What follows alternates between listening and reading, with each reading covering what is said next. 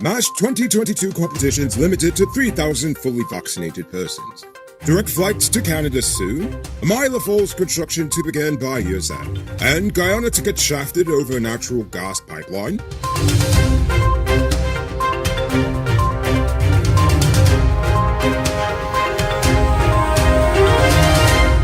I'm Enrico Bulford, and this is Uncut News. If you see news happening, send us a tip on WhatsApp at 592-659-6151. The annual Matrimony, Soca, Chutney, and Calypso competitions are back. However, the seating for the events will be limited to only 3,000 fully vaccinated attendees. The competitions are slated to be held at the National Stadium tarmac between February 18th and the 20th. It is the first public activity that the government will be hosting since the start of the pandemic. In other good news, a trip to Toronto may soon get a whole lot easier as Air Canada is currently engaging the government regarding direct flights. Talks began since last year, and so far they have been cordial, to say the least. Last year, a total of 6 airline applications were under review by the GCAA.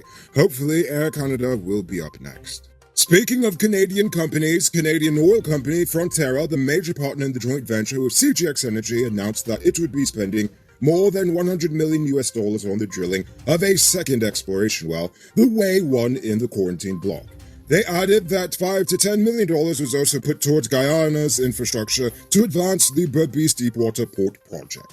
The government is currently negotiating a power purchase agreement with the contractor selected to build the 165-megawatt Oneida Falls hydropower plant. China Railway First Group is hoping to get started before the end of the year on the project. Under the agreement, China Railway First Group will fully finance, build the project, and hold on to its management and operations for 20 years. Then, at the end of those 20 years, it will then be handed over to the government of Guyana at no cost. But during this 20-year period, they will be selling electricity to GPF. Now it's time to tell you about Best Buy's car of the day. Currently on sale is 2014 Audi Q3. It comes with Bluetooth, mug rims, new tires, TV, CD, stereo, fog lamps, electronic parking brake, back camera, and much, much more. Buy cars for $5.6 million. All pay down as low as $1,120,000 down with around $108,000 monthly for 5 years, and it's yours. Call or WhatsApp 662-0844 for more info. Or visit the showrooms at Lot 171 Peter Street, Queenstown, or Lot 2 Lamar Street, and tell them Rico sent you for this sweet, sweet deal. The USAID recently confirmed what we already knew.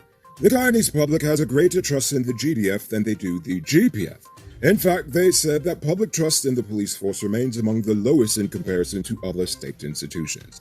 Further, it was noted that perception of the police force is evenly split, with half of the interviewed respondents viewing the police favorably, while the other half has expressed negative views. Conversely, the USAID report found that the GDF continues to be held in high regard by all stakeholders in Guyana, which was reinforced by their known involvement in the aftermath of the 2020 elections and their increasing importance in protecting our nation's borders.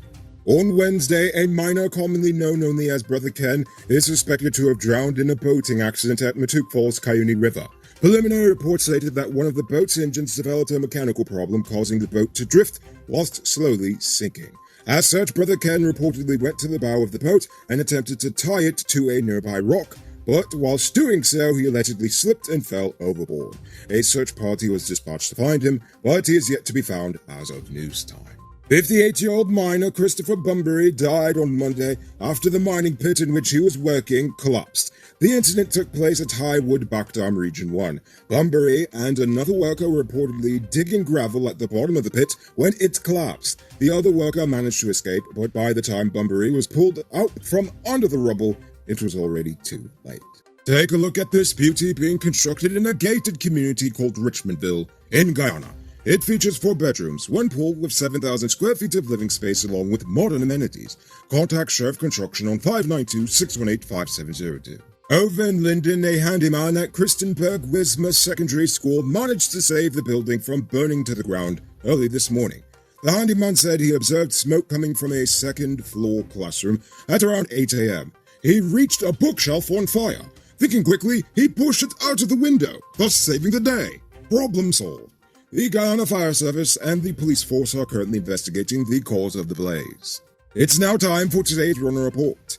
Today, the nation recorded 72 new cases. There are now 1,203 persons dead, 10 in the ICU, and 940 in home isolation. And the total number of confirmed cases around the nation now stands at 62,537. So please, people, wash your hands frequently. Avoid touching your nose and mouth and mask up before you leave the house. When you do leave home, try to avoid enclosed spaces and large crowds. And remember to give 6 feet of space between you and others. Now for our stupid news of the day. You know what I think is stupid?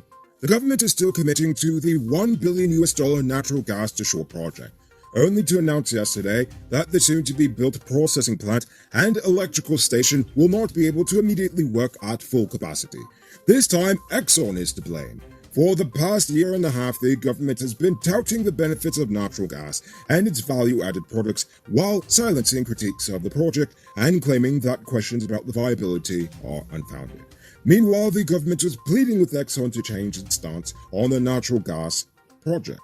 From the start, Exxon said that they would rather re-inject the gas into the oil wells than to sell it to us. Ultimately, the government was only able to convince Exxon to sell us 50 million cubic feet of gas per day.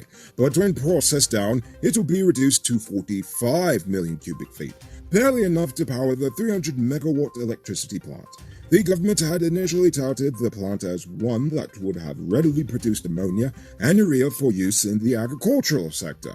But for now, the project would produce at maximum 250 megawatts of electricity, as well as 3,700 barrels of natural gas liquid.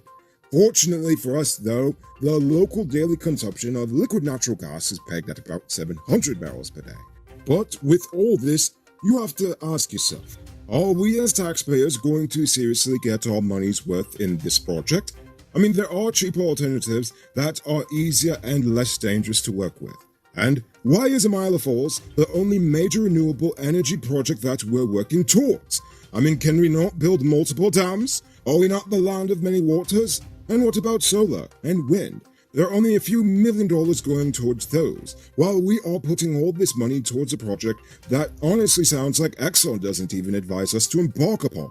I believe that the people need to demand some answers and more transparency on the matter.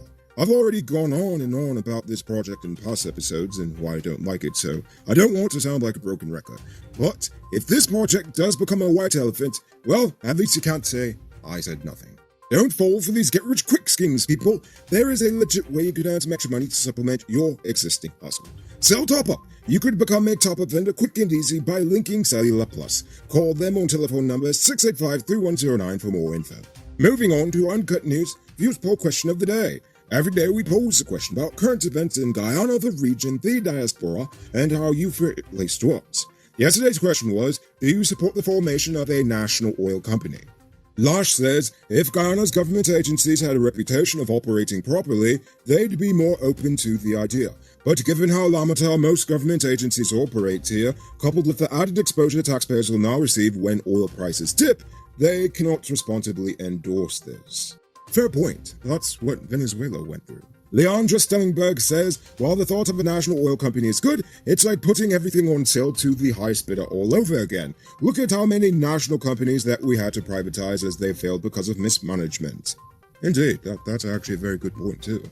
Curtis Gorgon says, I will support opening a national oil company that pays dividends to the citizens quarterly into their bank account or in the form of checks. However, I would rather the company to be operated and governed by a private body who can be held accountable for acts of corruption and unjust behavior. And we also need a private group like Guyana Uncut who is impartial to investigate and keep them in check. Oh, thank you. And everything must be done with the utmost of transparency. I agree. And finally, Eon Hines says, I think it's a bad idea to put such power in the hands of the politicians. It has proven over and over again in various countries that governmental bodies are unsuitable for such tasks. I mean, the people on this channel will know what I'm talking about, like Nigeria, Zimbabwe, Equatorial Guinea. Look at those places. Indeed, that's also a very good point. So for tonight's question, I want to know, with everything you now know about the Gas to Shore project, do you still think it's a good idea or is it a bad idea? Why or why not? Think about that question, tell us in the comments below. If your response is good enough, we just might feature it in the next episode. Anyway, that's all the time we have for tonight, and check us out tomorrow for another. Until then, I'm Rico Bullford saying good night, folks. Hi, Uncut News viewers. Thanks for watching. You can subscribe by clicking on this button over here, or click over there for more news. You can also drop a comment to let me know if you've made it to the end of the video. Goodbye for now.